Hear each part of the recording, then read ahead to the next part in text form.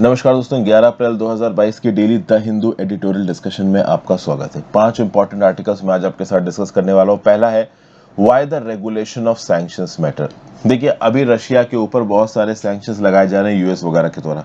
Sanctions कैसे लगाए जाते हैं, सैंक्शंस की लीगल वैलिडिटी को आप कैसे एसेस करते हो, ओवरऑल जो अलग अलग इंटरनेशनल एग्रीमेंट्स है उनमें सैंक्शंस के ऊपर क्या रेस्ट्रिक्शंस है, और ओवरऑल सैंक्शंस को रेगुलेट करना क्यों जरूरी है, इसके बारे में एक व्यू पॉइंट यहाँ पे दिया हुआ है। इस व्यू पॉइंट को समझने की कोशिश करेंगे। जो अगला आर्टिकल है वो है India's role in a disordered world. देखिए, ओवरऑल अगर आप देखो तो एक न्यू डेमोक्रेटिक वर्ल्ड ऑर्डर बनाने में न्यू दिल्ली क्या रोल प्ले कर सकता है। ओवरऑल जो दुनिया टूटती हुई नजर आ रही है, इतनी ग्लोबल इंस्टेबिलिटी चल रही है, यहाँ पे इंडिया का क्या रोल हो सकता है, इसके बारे में यहाँ पे बात करेंगे।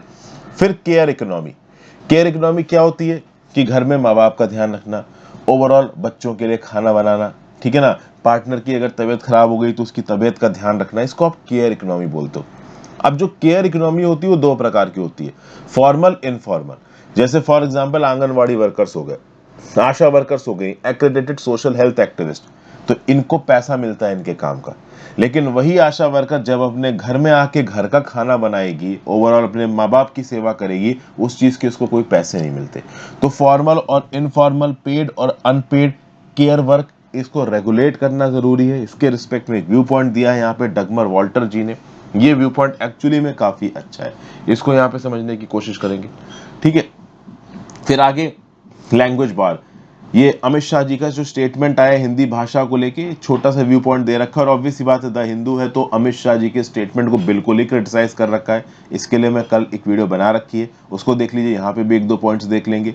और रिजर्व बैंक ऑफ इंडिया की मॉनेटरी पॉलिसी कमेटी ने अपनी लेटेस्ट मीटिंग में क्या बोला, इसके बारे में बता रखा है, इसको हम लोग यहाँ पे समझने की कोशिश करेंगे। तो इतने आर्टिकल्स हम लोग यहाँ पे डिस्कस करने वाले हैं। आगे बढ़ने से पहले फ्रेंड्स, वीडियो पे लाइक का बटन, चैनल को अब तक शेयर और सब्सक्राइब नहीं किया कर लीजिए, इंस्टाग्राम में फॉलो कर लीजिए, टेलीग्राम ग्रुप ज्वाइन कर लीजिए। दोनों चीजों का नीचे डिस्क्रिप्शन बॉक्स में दिया हुआ। टेलीग्राम ग्रुप में आपको लेक्चर्स की पीडीएफ वगैरह मिल जाती है, जो डेली के करंट अफेयर्स आते हैं, बाकी जो इंडिविजुअल करंट अफेयर्स की वीडियोस आती है उनकी पीडीएफ में वहां पे अवेलेबल करवा देता हूँ। And if possible for you friends, click the join button, that is specifically very helpful. चलिए, आरबीआई की जो मॉनेटरी पॉलिसी कमेटी की मीटिंग हुई थी, इसमें क्या बोला गया है, इसमें क्या कहा गया है, क्या व्यू पॉइंट है आरबीआई का, इसको समझने की कोशिश करते हैं। तो मॉनेटरी पॉलिसी कमेटी ने इस बात को बिलेटेडली एक्नॉलेज किया है कि उनका काम एक्चुअली में प्राइस स्टेबिलिटी है। मतलब मॉनेटरी पॉलिसी कमेटी का काम ग्रोथ नहीं है, ग्रोथ कराना सरकार का काम है, उनका काम है इन्फ्लेशन को, महंगाई को रोकना। फाइनली उस बात को समझ रहे हैं। देखिए, आरबीआई के ऊपर सरकारी कंट्रोल होना ये सरकार का लंबे समय से टारगेट था। वैसे तो आरबीआई को ऑटोनॉमस तरीके से काम करना चाहिए, ऐसा बोला जाता है। जब रघुराम राजन जैसे गवर्नर रहे, वो अपने मन के हिसाब से करते थे, सरकार की ज्यादा सुनते नहीं थे। शक्तिकांता दास को इस बात के लिए क्रिटिसाइज किया जाता है कि सरकार की ऑफिशियल लाइन को फॉलो करते हैं। अब ये किस बेसिस पे कहा जाता है, तो देखिए, वैसे तो एक आदमी के हाथ में ताकत नहीं है, पूरी की पूरी मॉनेटरी पॉलिसी कमेटी यहाँ पे मीटिंग लेती है।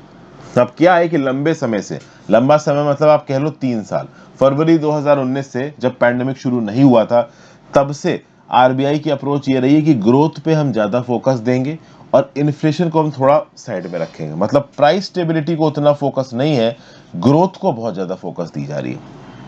और जब कोरोना फैलना शुरू हुआ, तब भी ये जो अकोमोडेटिव मॉनेटरी पॉलिसी स्टांस है एमपीसी का, ये यही बताता है growth is more important that inflation. जबकि जो प्राइमरी रेमिट है, मोस्ट इंपॉर्टेंट पर्पस है रिजर्व बैंक ऑफ इंडिया का, वो है price stability.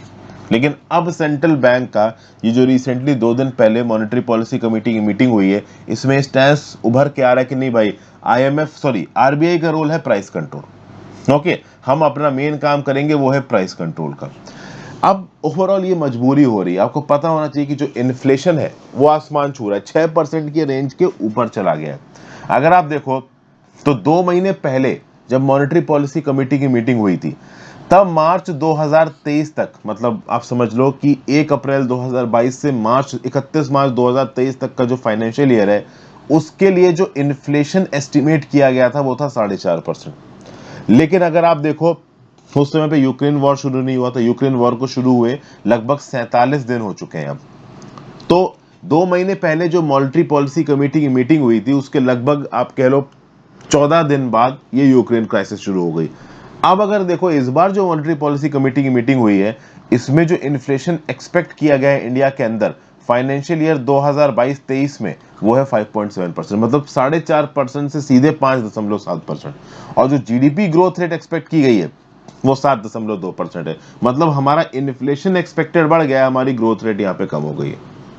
Benchmark interest rate को अभी भी आरबीआई ने चेंज नहीं किया है, एकोमोडेटिव पॉलिसी स्टांस अभी भी अनचेंज है, लेकिन आरबीआई ने एक्नॉलेज किया है कि आगे आने वाले समय में हम इंटरेस्ट रेट्स वगैरह बढ़ा सकते हैं, अपने एकोमोडेटिव पॉलिसी स्टांस को चेंज कर सकते हैं। मतलब अब आरबीआई इस बात को एक्नॉलेज कर रहा है कि कहीं ना कहीं भाई प्राइस स्टेबिलिटी को मेंटेन करना भी जरूरी है, लगातार एकोमोडेटिव मॉनेटरी पॉलिसी स्टांस नहीं चल सकता। लेकिन अब यहाँ पे प्रॉब्लम है, और इस प्रॉब्लम को बहुत प्रॉपर तरीके से मॉनेटरी पॉलिसी कमेटी के एक मेंबर ने पॉइंट आउट किया है। जयंत वर्मा जी जो थे, उन्होंने फरवरी में साफ साफ बोला था कि देखिए इन्फ्लेशन ग्राउंड लेवल पे चेंज होने में समय लगता है।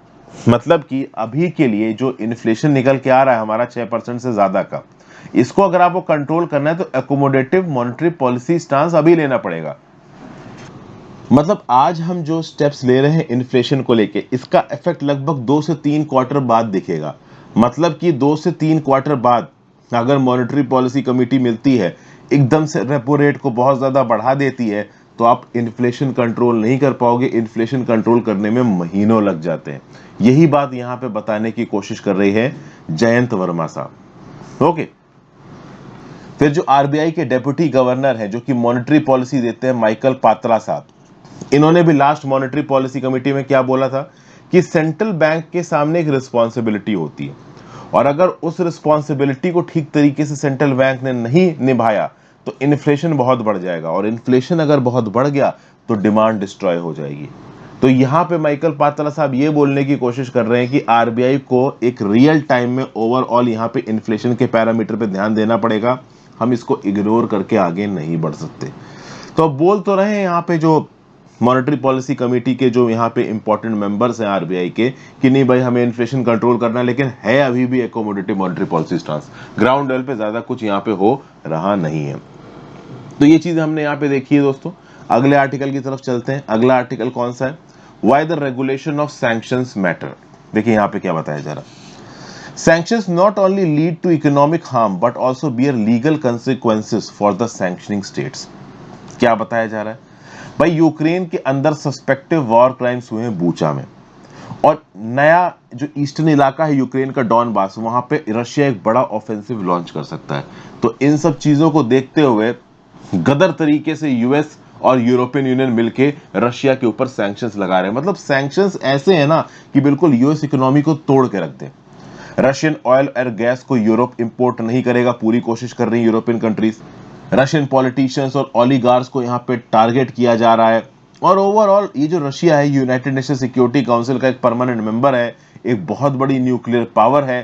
तो ओवरऑल इसके ऊपर सैंक्शंस का इफेक्ट बाकी कंट्रीज के ऊपर जो इफेक्ट होता है उससे कम निकल के आ रहा है, लेकिन तब भी आ रहा है भाई। जबरदस्त तरीके से डैमेज होता है जब सैंक्शंस लगते हैं। किसके ऊपर? ह्यूमन राइट्स के ऊपर, पॉपुलेशन के ऊपर। रशिया के अंदर भी इसका इंपैक्ट दिख रहा है। रशिया में जो महंगाई है वो तेजी से बढ़ रही है, रशियंस की जेब में जो पैसा है वो घट रहा है, उनकी एम्प्लॉयमेंट अपॉर्चुनिटीज हर्ट हो रही हैं। दुनिया भर में रशियन से सवाल पूछा जा रहा है कि क्यों लड़ाई कर रहे हो, क्यों लड़ाई कर रहे हो। रशियन पीपल बोल रहे हैं कि भैया हम क्या बोले, जाके पॉलिटिशियन से पूछो। तो अगर आप देखो तो यहां पे जरूरी यह है कि आप रेगुलेट करो और मॉनिटर करो use of sanctions as a political tool. यहां पे यूएस और यूरोपियन यूनियन सैंक्शंस को एक पॉलिटिकल टूल की तरह इस्तेमाल कर रहे हैं रशिया को सबड्यू करने के लिए। तो ये जो इकोनॉमिक वॉरफेयर है, देखिए सैंक्शंस क्या है? एक प्रकार का इकोनॉमिक वॉरफेयर है। रशिया ने यूक्रेन के ऊपर कन्वेंशनल मिलिट्री वॉर कर दिया। इसके रिस्पेक्ट में अब सीधे सीधे तो यूएस रशिया के ऊपर वॉर कर नहीं सकता, रशिया एक बहुत बड़ी न्यूक्लियर ताकत है। तो इकोनॉमिक वॉर कर दिया, और इकोनॉमिक वॉर का सबसे जबरदस्त तरीका क्या है? सैंक्शंस। तो यहां पे international law, trade, investment, finance, इन सब के कंटेक्स्ट में आपको इस इकोनॉमिक वॉर को स्टडी करना पड़ेगा, इस सैंक्शन को स्टडी करना पड़ेगा। अब एक्चुअली में सैंक्शन होता क्या है? इसकी कोई यूनिवर्सल लीगल डेफिनेशन नहीं है। सैंक्शन आप कह सकते हो एक प्रकार का कोअर्शन का मेजर है, और वो उसका एक इकोनॉमिक नेचर है। मतलब पैसे के बेसिस पे आप किसी को दबा रहे हो, डिप्लोमेटिकली मिलिट्री नहीं दबा रहे हो, पैसे के बेसिस पे दबा रहे हो। अब अगर ये सैंक्शंस कलेक्टिवली लगाए गए, किसी इंटरनेशनल ऑर्गेनाइजेशन की तरह लगाए गए या फिर किसी ईयू ट्रीटी की तरह लगाए गए हैं, तो उस केसेस में वो कलेक्टिव सैंक्शंस बोले जाएंगे। नहीं तो इंडिविजुअल सैंक्शंस होंगे। अब कलेक्टिव सैंक्शन सबसे जबरदस्त तरीके से कौन लगा सकता है? तो भैया एक ही ऑर्गेनाइजेशन है जो कि आज की डेट में सबसे स्ट्रांग है, वो है यूनाइटेड नेशंस का सिक्योरिटी काउंसिल। अगर कोई ऑर्गेनाइजेशन सबसे स्ट्रांग तरीके से कलेक्टिव सैंक्शंस लगा सकता है तो वो है यूएनएससी। अगर आप चैप्टर 7 देखो, action with respect to threats to the peace, breaches of peace and acts of aggression, तो यहां पे आ सकता है कौन? यूएनएससी प्ले में। लेकिन यूएनएससी जब सैंक्शन लगाएगा तो इसका एक प्रॉपर प्रोसीजर होगा। सबसे पहले आपको यह पता करना पड़ेगा कि क्या कोई थ्रेट है टू द पीस, या फिर कोई ब्रीच ऑफ पीस हुआ है, या फिर कोई एक्ट ऑफ एग्रेशन हुआ है, और अगर हुआ है तो इसको डिटरमिन करो आर्टिकल 39 के अंदर ऑफ द यूएन ट्रीटी। उसके बाद आर्टिकल 41 के अंदर ये डिसाइड होगा कि आर्म्ड फोर्सेस को किस हद तक इन्वोक करना है। आर्टिकल 41 के अंदर ये डिसाइड होगा कि भाई किस हद तक उस कंट्री के साथ इकोनॉमिक रिलेशंस को तोड़ना है, उसके रेल, सी, एयर, पोस्टल, टेलीग्राफिक, रेडियो और बाकी मीन्स ऑफ कम्युनिकेशन को तोड़ना है। ये सब डिसाइड करने की अथॉरिटी किसके पास है? ये डिसाइड करने की अथॉरिटी है यूनाइटेड नेशन सिक्योरिटी काउंसिल के पास। और अगर देखो तो 1966 से लेके अब तक यूएनएससी 30 ऐसे रिजीम ऑफ सैंक्शंस लगा चुका है, अलग अलग तरीके के, आर्म्स के ऊपर, ट्रेवल बैन्स, ये सब कहीं ना कहीं यूएनएससी के सैंक्शंस में आता है। यूएनएससी सैंक्शंस में कलेक्टिवली मिलिट्री असॉल्ट का भी ऑर्डर दिया जा सकता है। उसी प्रकार से यूरोपियन यूनियन के भी 30 ऐसे सैंक्शंस दुनिया भर के ऊपर लगाए गए जिनको आप बोलते हो कलेक्टिव सैंक्शन। लेकिन प्रॉब्लम यह है कि जो रशिया है ना, रशिया के ऊपर कलेक्टिव सैंक्शन लगा पाना थोड़ा मुश्किल है। रीजन क्या है? रीजन सिंपल है, यूनाइटेड नेशन सिक्योरिटी काउंसिल का परमानेंट मेंबर है और वीटो पावर है यूएनएससी में रशिया के पास। तो यूएनएससी के अंदर के मैकेनिज्म को यूज करके रशिया के ऊपर आप सैंक्शन लगा पाओ, ये थोड़ा सा मुश्किल है। इसका स्कोप बहुत हद तक लिमिटेड है और इसकी क्रेडिबिलिटी को भी कभी कभी क्वेश्चन किया जाता है। तो अब यहां पे क्या है कि कलेक्टिव सैंक्शन नहीं लगाए जा रहे रशिया के ऊपर, इंडिविजुअल सैंक्शंस लगाए जा रहे हैं। सैंक्शंस यहां पे यूनिलैटरली लिए जा रहे हैं और यूनिलैटरल सैंक्शंस लगाने में अगर कोई कंट्री सबसे आगे रही है तो वो है यूएस। हम पहले भी कई बार बात चुके हैं कि यूएस एक ऐसी फर्जी कंट्री है, एक ऐसी आप कह लो बकवास कंट्री है जो कि हिस्ट्री में सबसे ज्यादा क्राइम्स के लिए रिस्पॉन्सिबल रही है, सबसे ज्यादा वॉर्स के लिए रिस्पॉन्सिबल रही है, सबसे ज्यादा कूप्स के लिए रिस्पॉन्सिबल रही है। ठीक है ना? तो यूएस यहां पे ओवरऑल कंप्लीट एम्बार्गो लगाता है कंट्रीज के ऊपर, इंडिविजुअली कंट्रीज को टारगेट करता है, उनके ऊपर रिस्ट्रिक्शंस लगाता है, एक प्रकार के लाइसेंसिंग सिस्टम को इनफॉर्मल तरीके से इंपोज करके एक इकोनॉमी को तोड़ने की कोशिश करता है। लेकिन क्या यहाँ पे जो यूनिलेटरल इम्पोजिशन है इकोनॉमिक रिस्ट्रिक्टिव मेजर का, सैंक्शन का, क्या ये सही है? क्या इसकी कोई मॉनिटरिंग नहीं होनी चाहिए? बिल्कुल होनी चाहिए। और इसके लिए अगर आप देखो तो यूनाइटेड नेशंस ने एक सिस्टम ऑफ मॉनिटरिंग पुटअप कर रखा है।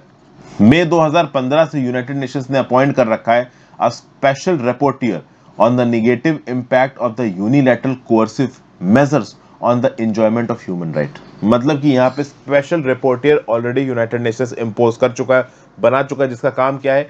ये पता करना कि यूनिलैटरल बेसिस पे अगर किसी कंट्री के ऊपर आप सैंक्शंस लगा देते हो तो उन सैंक्शंस का उस कंट्री के ऊपर क्या नेगेटिव इंपैक्ट आ रहा है।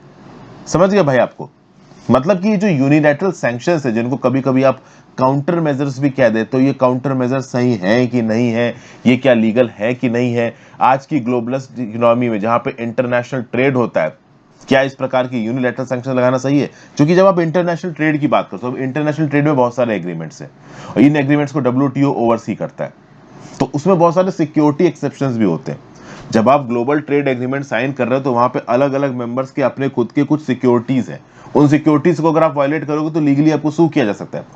For example article 21 on general agreement on tariff and trade, GATT का आर्टिकल 21, फिर article 14 bis of general agreement on trade in services, फिर article 73 of trade related aspects of intellectual property rights, article 73 of TRIPS. तो इन सब articles में कुछ ना कुछ सिक्योरिटी एक्सेप्शंस है। अगर कोई यूनिलैटरल सैंक्शन लगाया गया है तो आप लीगली उस पर्टिकुलर सैंक्शन लगाने वाली कंट्री को खींच सकते हो कोर्ट ऑफ लॉ में, एक इंटरनेशनल ट्राइब्यूनल में। मतलब ऑथर ये बोल रहा है कि रशिया आगे आने वाले समय में जब सब कुछ नॉर्मल हो जाएगा तो लिटरली यूएस और यूके जैसी कंट्रीज को डब्ल्यूटीओ के ट्राइब्यूनल में खींच सकता है ओवरऑल उनको पनिश करने के लिए। हालांकि डब्ल्यूटीओ बहुत हद तक यूएस और यूके ही डोमिनेटेड है तो कुछ होगा नहीं वहां पे, ठीक है ना? हाँ, खींच सकता है, लीगली कर सकता है, ये एक अलग बात है। फिर डब्ल्यूटीओ में कुछ अभी रिसेंट डिस्प्यूट्स भी हुए जिसमें रशिया इन्वॉल्व है। जैसे for example measures concerning traffic in transit DS 512, फिर Saudi Arabia protection of IPRs DS 567। इन जजमेंट्स में यह पता चला है कि कहीं ना कहीं इंटरनेशनल ट्रेड और इन्वेस्टमेंट ट्राइब्यूनल्स में यूनिलैटरल जो सैंक्शंस लगाती है ना कंट्रीज, उनके खिलाफ एक्शन हो सकता है। अब जब सैंक्शंस लगाए जाते हैं तो बहुत सारी यूएस जैसी कंट्रीज क्या बोलेंगे, भाई हम तो अपने नेशनल पॉलिसी में, अपने नेशनल सिक्योरिटी के कंटेक्स्ट में सैंक्शंस लगा रहे हैं।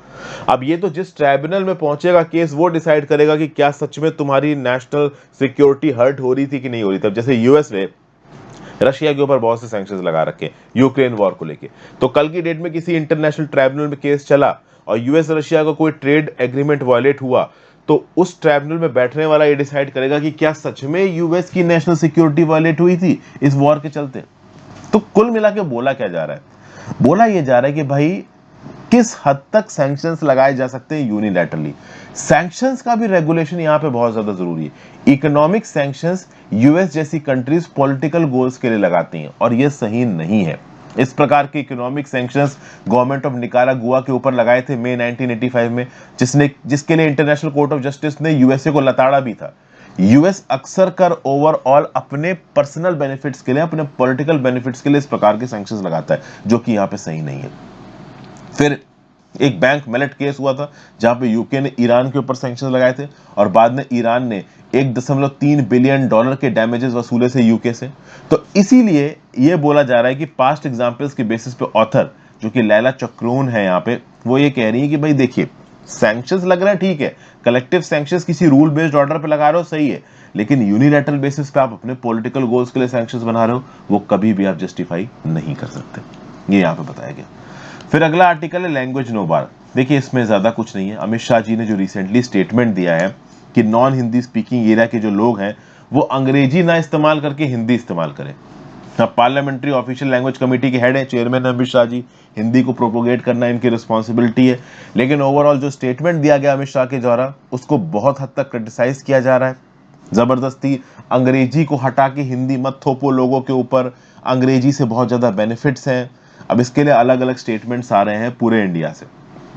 जैसे कि फॉर एग्जांपल एक स्टेटमेंट आया है कर्नाटका प्रदेश कांग्रेस कमेटी के DK शिव कुमार का। इन्होंने बोला कि बेंगलुरु इंडिया की IT कैपिटल अंग्रेजी की वजह से बनी है। तो अंग्रेजी के होने के अपने खुद के फायदे हैं।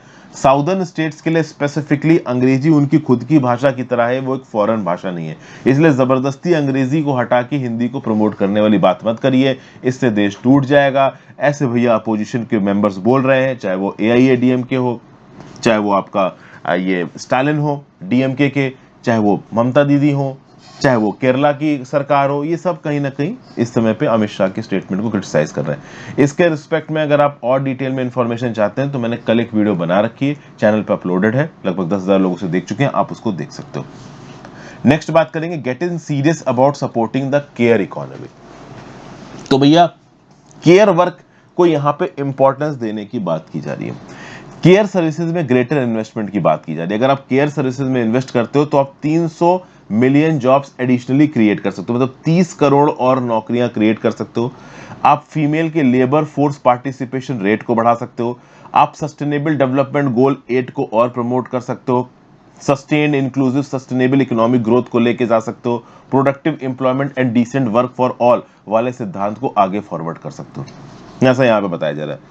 पूरी दुनिया में 8 मार्च को इंटरनेशनल वुमेन डे मनाया जाता है, लेकिन फिर ऑथर ये बोल रही है कि भले ही 8 मार्च को हम इंटरनेशनल वुमेन डे बनाते हो, जो इमेंस कंट्रीब्यूशन है वुमेन का in all spheres of life, इसको कुछ लोग आप कह लो रिकॉग्नाइज करते हो, बट एक्चुअली में वुमेन के वर्क को बहुत अनफेयरली वैल्यू किया जाता है और बहुत ही कम उसको रिवॉर्ड किया जाता है।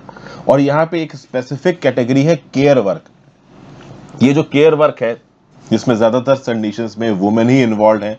केयर वर्क पेड भी हो सकता है, अनपेड भी हो सकता है, और आप कह सकते हो कि फॉर्मल भी हो सकता है, इनफॉर्मल भी हो सकता है।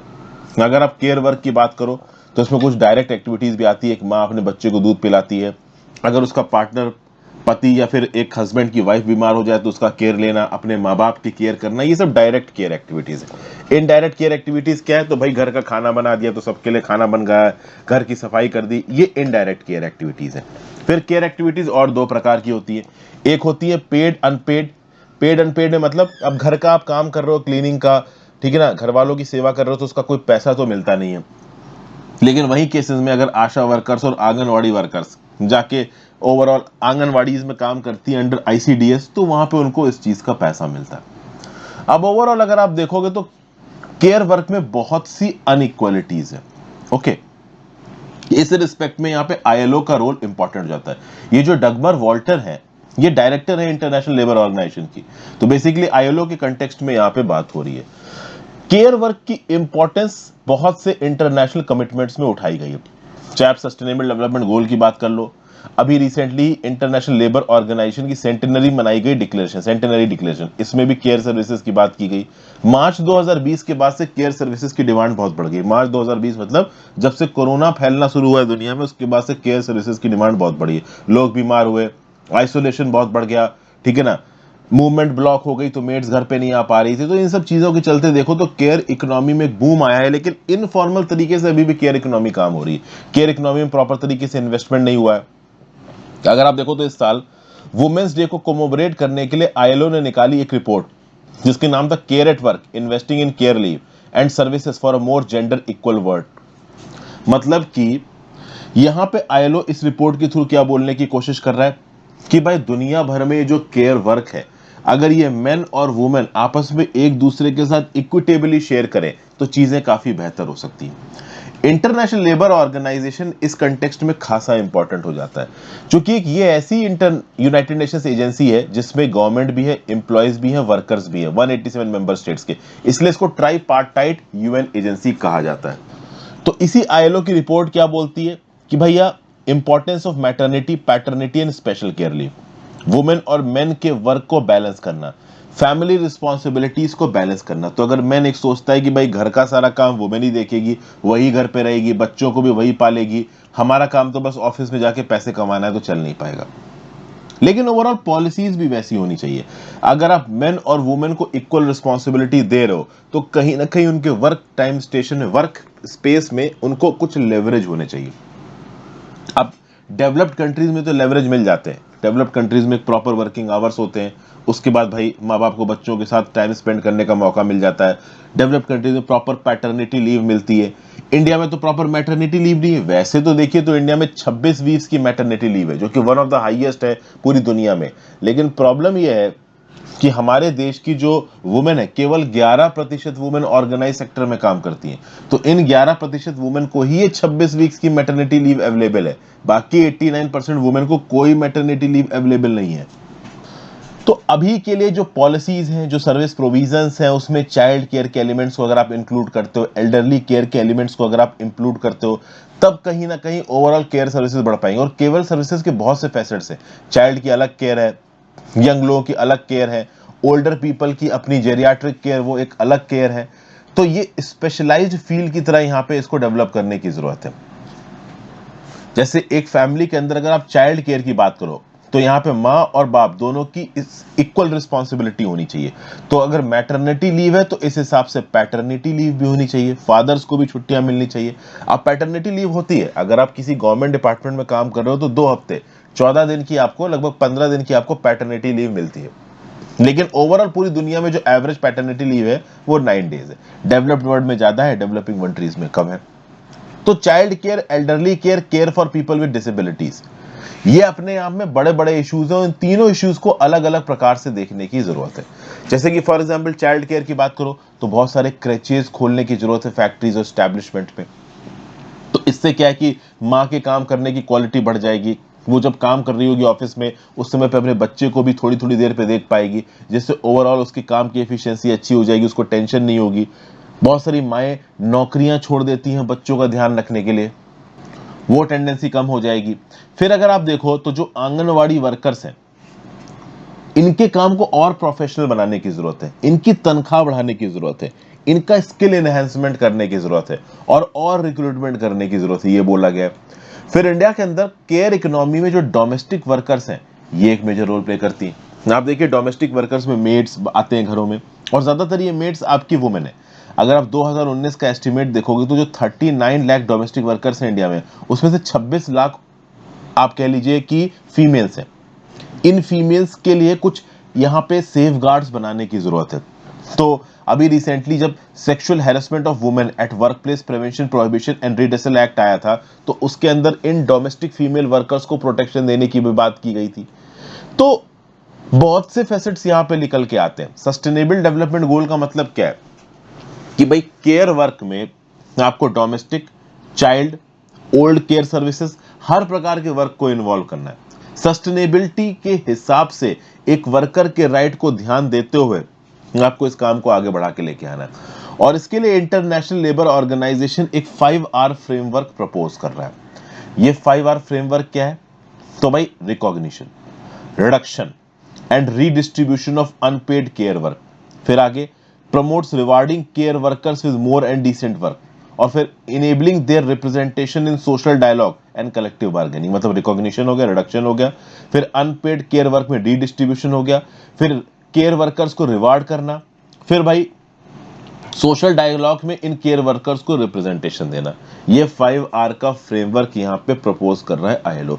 बेसिकली आईएलओ, ये जो आर्टिकल है वो आईएलओ की ही इंपॉर्टेंस के रिस्पेक्ट में लिखा गया है। आईएलओ क्या क्या व्यू पॉइंट चला रहा है, याद रखिएगा। केयर वर्क में सस्टेनेबल डेवलपमेंट गोल 8 इन्वॉल्व है। सस्टेनेबल डेवलपमेंट गोल 8 क्या बोलता है? Sustained, inclusive and sustainable economic growth and productive employment and decent work for all.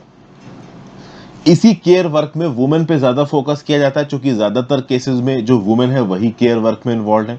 कुछ इंपॉर्टेंट स्टैटिस्टिक्स याद रखिएगा। 2019 में गवर्नमेंट डाटा के हिसाब से 39 लाख डोमेस्टिक वर्कर्स में से 26 लाख वुमेन थी। ये कुछ बड़े इंपॉर्टेंट स्टैटिस्टिक्स थे। ये स्टैटिस्टिक्स आईएलओ स्टैट द्वारा दिए गए हैं, जो कि आईएलओ का सेंट्रल पोर्टल है लेबर स्टैटिस्टिक्स पे। तो इंटरनेशनल लेबर ऑर्गेनाइजेशन के इस प्रकार के जो आप कह लो स्टैटिस्टिक्स है, इनको कोट कर सकते हो। सॉरी, आईएलओ स्टैट द्वारा ये किया गया स्टैटिस्टिक कि 89% वुमेन इनफॉर्मल सेक्टर में, 11% फॉर्मल सेक्टर में। 39 में से जो 26 लाख हैं ये सरकार के 2019 के एस्टिमेट्स हैं। तो ये जो एस्टिमेट्स, जो छोटी छोटी इन्फॉर्मेशन मैं आपको वन लाइनर देता रहता हूं ना, इनको अपने नोट्स में इनकॉर्पोरेट करते रहना, ये जरूरी है। आपको पता नहीं कि ये एक एक वन लाइनर आपके लिए मेंस एग्जाम में कितनी मदद दे देंगे, ऐसे में किसी भी प्रकार के रिटन एग्जामिनेशन में मदद दे देंगे। फिर बात करते हैं India's role in a disordered world. देखिए, वेस्टर्न नेशंस चाहते हैं कि रशिया को G20 से निकाल दो। चाइना ने ओपनली बोल दिया कि हम रशिया को G20 से नहीं निकलने देंगे। इंडिया 1 दिसंबर 2022 से G20 का चेयरमैन बन जाएगा। अब इंडिया यहां पे क्या चाहता है? देखिए, आज की डेट में जो इंस्टीट्यूट्स ऑफ इंटरनेशनल है रिकॉग्निशन है, मतलब बेसिकली दुनिया भर के जो मल्टीलेटरल इंस्टीट्यूट्स हैं, क्या वो ग्लोबल गवर्नेंस प्रॉपर तरीके से कर पाए हैं? क्या वो पूरी दुनिया को यूनाइट कर पाए हैं? जवाब है ना, नहीं कर पाए हैं। अलग अलग मल्टीलैटरल ऑर्गेनाइजेशंस की मीटिंग होती है, समिट्स फेल हो जाते हैं। और इसका सबसे स्टार्क एग्जांपल है भाई एनवायरनमेंट पे। एनवायरनमेंट की फील्ड में कितना कुछ करने की कोशिश की गई है, क्या कुछ हो पा रहा है? क्या कंट्रीज किसी एक पर्टिकुलर एजेंडा पे आ पा रही है? नहीं आ पा रही है। फिर vaccine hoarding by rich countries ने यह बता दिया कि जो अमीर कंट्रीज हैं ये ग्लोबल साउथ की कोई चिंता नहीं करती। अगर आप देखो तो वर्ल्ड ट्रेड ऑर्गेनाइजेशन ये एक इंटेंसिव केयर यूनिट पे था जब कोरोना पैंडेमिक नहीं शुरू हो रहा था। उससे पहले भी अगर आप देखो तो ग्लोबल सप्लाई चेन्स के कोई इक्विटेबल रूल नहीं थे, हर कोई अपने हिसाब से चीजें चला रहा था। और फिर आ गया Ukraine crisis, Russia Ukraine war, इसने तो पूरी की पूरी दुनिया को ही बदल के रख दिया। बर्लिन वॉल के फॉल के बाद और सोवियत यूनियन के कोलैप्स के बाद ये सबसे मेजर इवेंट निकल के आ रहा है दुनिया का। सेकेंड वर्ल्ड वॉर में मिलियंस ऑफ सिविलियन मरे थे, यूरोपियन सिटीज की बॉम्बिंग हुई थी, पूरा का पूरा यूरोप तबाह हो गया था। एंड के समय पे जापान के 2 शहर बर्बाद कर दिए गए न्यूक्लियर अटैक के द्वारा। उसके बाद कुछ इंटरनेशनल इंस्टीट्यूशंस बनाए गए। वो इंटरनेशनल इंस्टीट्यूशंस आज की डेट में इररेलेवेंट हो चुके हैं। इन इंटरनेशनल इंस्टीट्यूशंस में आता था United Nations, general agreement on trade and tariff, world bank, international monetary fund. ये जो इंस्टीट्यूशंस बने थे ना, ये उन्हीं कंट्रीज ने बनाए थे जिन्होंने सेकेंड वर्ल्ड वॉर जीता था। तो इन कंट्रीज ने यूनाइटेड नेशंस बनाया, अपने पास वीटो पावर रखी। यूनाइटेड नेशन सिक्योरिटी काउंसिल में सारे विक्टर्स ही तो थे एलाइड फोर्सेस के। फिर आप देखो न्यूक्लियर पावर भी ये अपने पास रखने की कोशिश कर रहे थे। ओवरऑल दुनिया में ताकत को अपने पास इन्होंने कंट्रोल करने की कोशिश की, कंसोलिडेट करने की कोशिश की, कंसंट्रेट करने की कोशिश की। वर्ल्ड बैंक, आईएमएफ और डब्ल्यूटीओ की कमान भी इन्होंने अपने पास रखी। आज की डेट में यूनाइटेड नेशन जनरल असेंबली में 193 मेंबर्स हैं, लेकिन यूएनजीए का कोई भी रेजोल्यूशन है उसको यूनाइटेड नेशन सिक्योरिटी काउंसिल का कोई भी मेंबर चाहे तो वो इंप्लीमेंट ना करे। अब ये कैसा अनडेमोक्रेटिक सेटअप है? यूएनजीए में 193 मेंबर स्टेट जिस रेजोल्यूशन को पास कर रहे हैं, वो अगर यूएनएससी का एक भी मेंबर चाहेगा तो इंप्लीमेंट नहीं होगा, यूएनएससी उसको वीटो कर सकता है। तो इसका क्या मतलब? इसका मतलब ये है कि यूनाइटेड नेशन सिक्योरिटी काउंसिल और यूएनजीए ये दोनों ही पूरी तरीके से ग्लोबल ऑर्डर को डेमोक्रेटाइज नहीं कर पाए हैं। अगर आप देखो तो G7 बनाया गया 1976 में US, United kingdom, France, Italy, Japan, Canada और वेस्ट जर्मनी के द्वारा। यहाँ पे नॉन कम्युनिस्ट पावर्स ने आपस में मिलकर ये ऑर्गेनाइजेशन बना दिया था। बाद में चाइना को कभी इसमें इंक्लूड किया नहीं गया। 1991 में सोवियत यूनियन के फॉल के बाद रशिया को जरूर इंक्लूड किया, लेकिन क्रीमियम पेनिनसुला 2014 वाला जब कांड हुआ तो रशिया को भी निकाल दिया। चाइना को तो कभी इसमें इंक्लूड ही नहीं किया। जब एशियन फाइनेंशियल क्राइसिस हुई तब 1999 में G20 बना फाइनेंशियल स्टेबिलिटी लाने के लिए। आज की डेट में G20 से रशिया को निकालने की कोशिश की जा रही है। चाइना अपोज कर रहा है, तो क्या ये G19 हो जाएगा? क्या इंडिया यहाँ पे डरने वाला है? ऑब्वियस सी बात है, यहाँ पे क्लियर कट समझ में आ रहा है कि इंडिया रशिया के विड्रॉल को फ्रॉम G20 सपोर्ट नहीं करेगा, क्योंकि जितना ज्यादा आप रशिया को आइसोलेट करोगे उतना ज्यादा ही इंटरनेशनल इंस्टेबिलिटी को आप बढ़ा लोगे, चीजें प्रॉपर तरीके से कंट्रोल में आने वाले नहीं है। देखिए बात यह है कि एक बिलीफ था कंट्रीज में कि अनफेटर्ड फ्लो ऑफ फाइनेंस, जितना ज्यादा फाइनेंस होगा, जितना ज्यादा ट्रेड होगा, उतना ही गरीब बी वाली जो कंट्रीज है वहां पे चीजें सही होंगी, इनइक्वालिटी हटेगी, सिटीजन्स ओवरऑल ज्यादा पैसा कमाएंगे। बट एक्चुअली में ऐसा हुआ नहीं है, ठीक है ना। आज की डेट में इंटेंसिव कैपिटलिज्म में इनइक्वालिटी बहुत बढ़ गई और बहुत सारी कंट्रीज सोशलिज्म की तरफ भाग रही हैं। ऐसे लीडर्स चुन के आ रहे हैं अलग अलग कंट्रीज में जो कि अपने डोमेस्टिक एजेंडा को इंपॉर्टेंस दे रहे हैं, जैसे टर्की हो गया, हंगरी हो गया, पोलैंड हो गया, रशिया हो गया, ठीक है ना। डोनाल्ड ट्रम्प भी वन ऑफ दोज है जो कि चाहता था कि यूएस केवल अपने काम से काम रखे, बाहर की कंट्रीज में ज्यादा इंटरफेयर ना करे, ना ही बाहर की कंट्रीज को ज्यादा मदद करे। ये जो बड़ी बड़ी आज की डेट में कैपिटलिस्टिक वर्ल्ड ऑर्डर है ना, जो यूएनएससी में डोमिनेंट बन के बैठे हैं, ये ऐसी कंट्रीज है जो कि जेन्युइन डेमोक्रेसी नहीं थी पहले। क्यों? क्योंकि पहले के जमाने में क्या होता था, कैपिटलिस्ट एरा था, और कैपिटलिस्ट एरा में प्रॉपर डेमोक्रेसी नहीं हो सकती। कैपिटलिस्ट एरा में जिनके पास प्रॉपर्टी थी वही वोट डाल सकते थे, जिनके पास पैसा था वही इन्फ्लुएंस डालते थे। तो आज की डेट में भले ही इन कंट्रीज में वन वोट और वन वैल्यू का सिद्धांत है और ओवरऑल प्रॉपर डेमोक्रेसी आई, लेकिन इस प्रॉपर डेमोक्रेसी में इतनी इनइक्वालिटी है ना कि हर इंसान बराबर वाला जो सिद्धांत है वो प्रॉपर तरीके से इंप्लीमेंट हो ही नहीं सकता। क्या इंडिया के अंदर हर इंसान बराबर है? क्या एक इंडिविजुअल जो 60,000 रुपए की महीने की तनख्वाह कमा रहा है वो एक रिक्शा वाले के बराबर है? क्या एक 60,000 की तनख्वाह कमाने वाला 5 लाख रुपए प्रति महीने वाले के बराबर है? ऑब्वियस सी बात है, बराबर नहीं। कहने को बराबर है, एक वैल्यू है वोट की, बट क्या जीने में बराबर है? ऑब्वियस सी बात है, नहीं है। तो ये सब चीजें ओवरऑल इस आर्टिकल में बताई गई। एंड में अरुण मायरा जी ने आइडिया क्या दिया? Redistribution of power. सोसाइटीज में पावर की रीडिस्ट्रीब्यूशन की जरूरत है। जिनके पास ज्यादा वेल्थ है उनकी वेल्थ कम गरीब के मतलब गरीबों के पास जानी चाहिए। ओवरऑल एजुकेशन इक्विटेबली डिस्ट्रीब्यूट होनी चाहिए। सोसाइटी में एक रीऑर्गेनाइजेशन होना चाहिए, एक रीडिस्ट्रीब्यूशन होना चाहिए वेल्थ और एजुकेशन का। ये बहुत ज्यादा जरूरी है। लेकिन आपको क्या लगता है कि रीडिस्ट्रीब्यूशन हो पाएगा? क्या आपको लगता है कि जिसके पास ताकत है वो ताकत को छोड़ेगा? क्या आपको लगता है जिसके पास पैसा है वो पैसे को छोड़ेगा? वो तो बोलेगा मैंने इतनी मुश्किल से कमाया, मैं क्यों छोड़ू। जिसने ताकत, पैसा, एजुकेशन अपने पास पकड़ ली, एजुकेशन चलो हटाओ, एजुकेशन आप अपने इनिशिएटिव पर पा सकते हो, लेकिन क्या पैसा, ताकत उतना आसान है पाना? मुश्किल है। आईएएस क्यों बन रहे हो? सिर्फ पैसे के लिए थोड़ा बन रहे हो, ताकत भी तो चाहिए आपको। कल के डेट में आईएएस बन जाओगे, कभी चाहोगे कि आईएएस की पावर्स को कम किया जाए? लाल बत्ती जब हटाई गई आईएएस की गाड़ी से, अच्छा लगा आपको? जो लोग तैयारी कर रहे हो, नहीं अच्छा लगा होगा। तो ऑब्वियस सी बात है, जिसके पास ताकत आ जाती है वो कभी भी अपने हाथ की ताकत को छोड़ना नहीं चाहता। ये एक नॉर्मल ह्यूमन ट्रेट है, इसमें कुछ गलत नहीं है। तो आज की डेट में जब पूरी दुनिया इतनी इनइक्विटेबल बन गई है, हमें जरूरत क्या है कि सोसाइटी में वेल्थ को रीडिस्ट्रीब्यूट करो, पावर को रीडिस्ट्रीब्यूट करो, बट उसको रीडिस्ट्रीब्यूट करना उतना ही प्रैक्टिकली इनफीजिबल भी बता रहा है ऑथर। तो ये overall view point. Thank you for watching friends. Video को लाइक और शेयर करके जाइएगा। If possible click the join button. Have a great day friends. Good bye.